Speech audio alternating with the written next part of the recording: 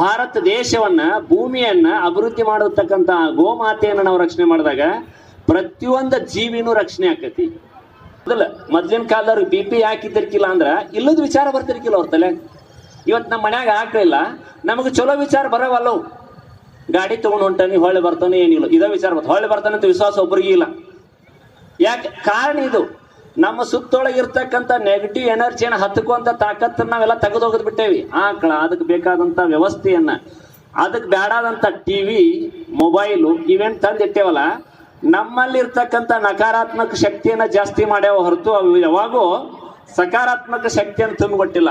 ಆ ಸಕಾರಾತ್ಮಕ ಶಕ್ತಿಯನ್ನು ಕೊಡೋದಂದ್ರ ಆ ಗೋಮಾತೆ.